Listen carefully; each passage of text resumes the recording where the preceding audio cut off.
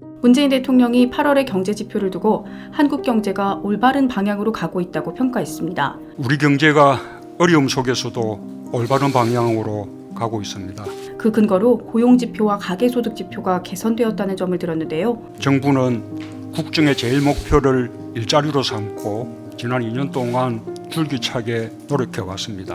그 결과 고용 상황이 양과 질 모두에서 뚜렷하게 개선되고 있는 것으로 구체적으로는 8월 고용 통계에서 취업자 수가 전년 동월 대비 45만 명 증가했다는 겁니다. 지난주 발표한 8월 고용 통계에 따르면 취업자 수가 전년 같은 달 대비 45만 명 이상 증가했습니다. 하지만 이 수치는 통계상 일자리 기준만 간신히 충족하는 노인 일자리 수십만 개를 세금으로 만들어낸 결과입니다. 노인 일자리를 제외하면 늘어난 취업자는 5만 명뿐입니다. 가장들이 위치한 30, 40대 일자리는 오히려 줄었습니다. 올해 8월 취업자 증가폭 통계가 좋았던 배경에는 작년에 고용 참사로 인한 기저효과가 있습니다. 작년에 취업자 증가폭이 워낙 낮았기 때문에 올해는 취업자가 조금만 증가해도 커 보이는 겁니다. 2018년에 고용 참사 이전에는 매년 취업자 증가폭 20-30만 명대를 유지해왔습니다. 취업자 증가폭의 급격한 하락으로 고용 참사, 일자리 대란 보도가 이어지자 문재인 정부는 올해 2월부터 공공 노인 일자리를 수십만 개 더 늘렸습니다. 나라 돈으로 경제 지표를 조작하는 일도 서슴지 않습니다. 이런 공공 노인 일자리는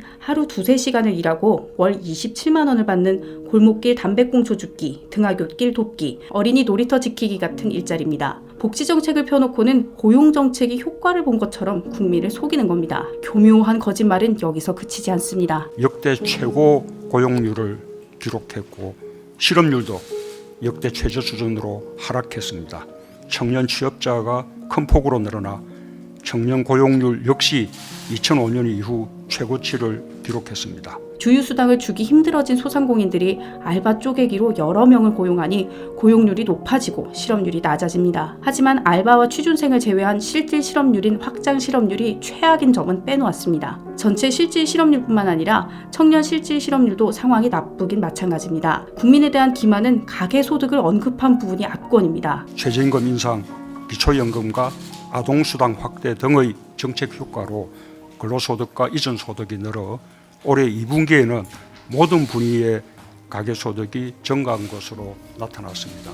가계소득이 2분기 들어 작년 동기 대비 증가한 것은 사실입니다. 그러나 저소득층의 가계소득은 문재인 정부 들어 확연히 줄었습니다. 소득 하위 20%의 월평균 소득은 143만 원에서 133만 원으로 떨어졌습니다. 2분기 들어 늘어난 것을 감안해도 문재인 정부 이후 월급이 10만 원이나 줄은 겁니다. 가계소득 중 근로로 인한 수입만 뜻하는 근로소득은 줄어들고 있습니다. 이전소득은 정부 지원금을 뜻합니다. 문재인 정부는 1분기에 이전소득을 급격히 늘려왔지만 그럼에도 전체 가계소득은 줄어드는 겁니다. 최저임금 인상으로 저소득층이 가장 큰 피해를 보는데도 최저임금이 가계소득을 늘렸다고 거꾸로 이야기합니다. 가장 저소득층인 1분위의 소득이 5분기 연속 감소세를 멈추고 소폭이나마 증가한 것은 고령화가 빠르게 진행되는 구조적 요인에도 불구하고 정부의 정책적 노력이 거둔 의미 있는 성과라고 할 수 있을 것입니다. 1분기의 가계소득이 문재인 정부 들어 급격히 하락한 건 빼놓고